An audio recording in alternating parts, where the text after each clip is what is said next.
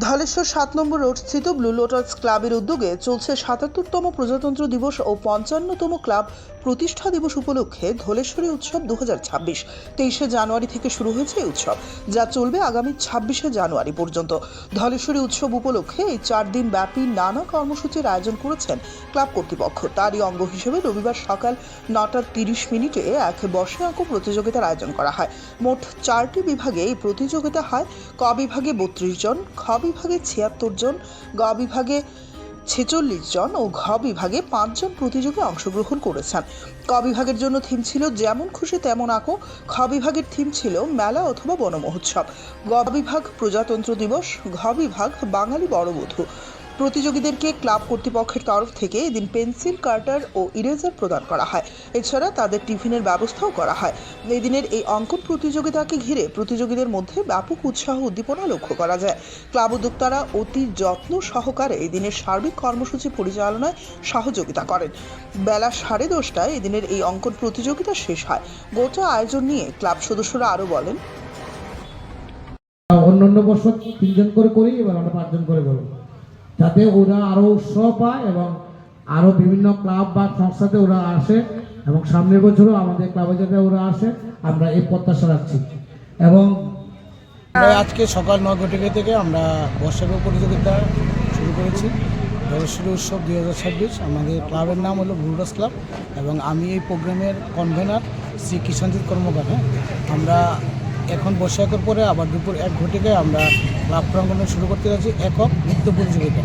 সন্ধ্যা 7টায় সমবেত লোকনৃত্য প্রতিযোগিতা এবং আগামীকাল 26শে জানুয়ারি প্রজাতন্ত্র দিবস, ৭তম প্রজাতন্ত্র দিবস এবং আমাদের ক্লাবের ৫৫তম ক্লাব প্রতিষ্ঠা উপলক্ষে সকাল 7:30 আমরা ক্লাব প্রাঙ্গণে জাতীয় পতাকা এবং ক্লাব পতাকা উত্তোলন করব। তারপরে আমরা 9:30 থেকে আমরা এলাকার কচিকাচাদেরকে নিয়ে আমরা বিভিন্ন প্রতিযোগিতা আয়োজন করেছি এবং এলাকার মা বোনদের নিয়েও আমরা বিভিন্ন প্রতিযোগিতার আয়োজন করেছি এবং সন্ধ্যা 6:00 থেকে আমরা যে 23 থেকে 26শে জানুয়ারি অবধি আমরা যে প্রোগ্রামগুলি করছি ওদের পুরস্কার বিতরণ নিয়ে আমরা দেবো, সবাই হাতে তুলে দেবো। আমরা প্রতি গ্রুপে আমরা 5 জন করে পুরস্কৃত করব।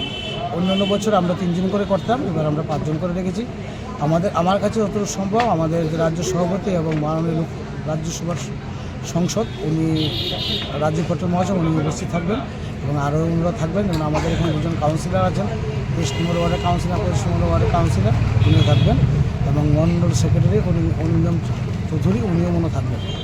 আর আমি প্রেস মিডিয়ার কাছে অনুরোধ করছি আপনারা আসবেন, আমাদের নিউজ কভার করবেন এবং আমাদেরকে আরও উৎসাহ করবেন, যাতে সামনের বছর আমরা আরও অনেক কিছু পালন করতে পারি। এবং আমরা 18 জানুয়ারি আমরা বিনামূল্যে স্বাস্থ্য শিবির করেছি, আপনারা দেখেছেন, ত্রিপুরাবাসী দেখেছেন। আমাদের এখানে প্রায় 170 জন আমরা বিনামূল্যে আমরা ওষুধ প্রদান করেছি। আগরতলা শহরে অনেক বিশিষ্ট ডাক্তাররাও ওখানে এসেছিলেন আমরা, এবং চক্ষু পরীক্ষা শিবির আমরা করেছি। কত বছর ধরে আপনারা করছেন? আমরা তো আজকে 55 বছর ধরে আমরা এই প্রোগ্রামগুলি করছি।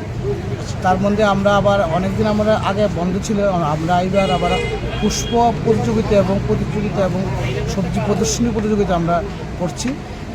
এটা থেকেও আমরা ইন্দ্রদের পাশে আছি ইন্দ্রনগর, ওইখানে অনেক কৃষক আছে, ওনারা কিছু সহযোগিতা করেছেন।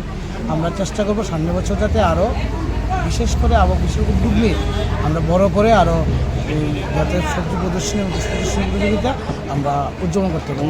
আপনার পরিচয়টা? আমার কিষাণজিৎ কর্মকার, 26শে জানুয়ারি কনভেনার।